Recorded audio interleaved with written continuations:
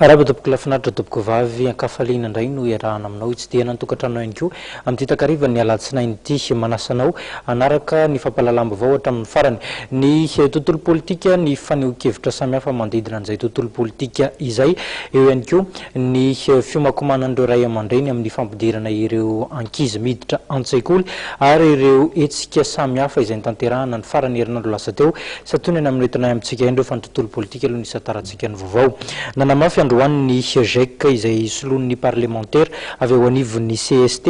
Raharinirina Jacques Aimé tena fa ilaina ny sy ny fampihavanana mialohan'ny anatanterahana ny fifidianana laza ihany koa moa tenany fa ilaina ny fandraisana anjaran'ny FFKM ao anatin'izay fampihavanana izay volaravoavy tsirakotorson. En tout cas, afahana manatateraka fifidianana mirindra araka ny fijerin'ny parlementaire Raharinirina Jacques Aimé fa natotosana ny fampihavanam-pirenena mialohan'ny fifidianana. Antongavana amin'izany dia veryn'ity mpanao politika ity fa ilaina ny firosoana amin'ny asan'ny FFKM. Ilaina ny firosoana amin'ny asan'ny FFKM. Ilaina manomboka ny fampihavanana mialohan'ny fifidianana satria ny fifidianana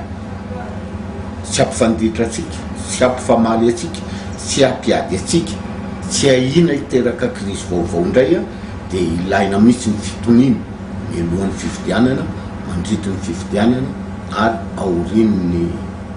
fifidianana. Ny GEC izay manara-maso tampaka ny asan'ny FFKM dia milaza fa na dia tsy hita mivantana izany asany dia mizotra araka ny tokony ho izy. Ho anay ao amin'ny GEC izay manara-maso sy tapaka ny asan'ny FFKM dia mahita izay hoe mizotra ny asa ary mandroso miarana halala zany tsika fa taoriana ny teny vato dia misy ny fampihaonana azy telo raha lany araka teto atoerana izany hoe ny filoham-pirenena teo aloha professeur Zafiadera sy ny amiral Didera Siraka ary ny filohan'ny tetezamita ny Androany sy tanteraka moa zany ny banga dia tsy teo ny filoha teo aloha marika Ravalmanana ary taorinan'iny dia misy indray le solitena telo avy amin'ny akolafy efatra zany handrafitra ny filaza ny filohan'ny FFKM hoe handrafitra mahitsitsy kokoa sy mazavazava kokoa ny zavatra nivoaka teny vato. Amin'izao fotoan'izao zany ny fanontaniana dia hoe misy zavatra mbola azo atenaina ve raha ny fahasahoako ny fanontanianao teo dia ho anay aloha izay dia mbola mana mpinoana fa miroso io izy ianao hoe ho anatrehan'ny fifidianana izay efa fantatrapo daty efa navoaka ny senita azaho aiza ny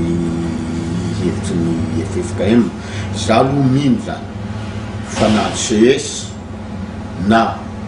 senita dia mba ho diso engany mba ho diso le hoe mandray baiky ny communauté internationale tsy manatanteraka afa-tsy mibaiky ny zika tsy miasa afa-tsy izay tolo-kevitry ny filohan'ny mozambikanina teo aloha engany mba tsy homarina izay. Ho an'Andriamatora Raharinirina Jacques Aimé izay avy amin'ny GEC mba hatongavana amin'ny Repoblika faha-efatra maropolitra ary tsisy raorao dia very ny tokony sy ny fampihavanana sy dinika eo amin'ny samy malagasy mialohan'ny hirosoana amin'ny fifidianana.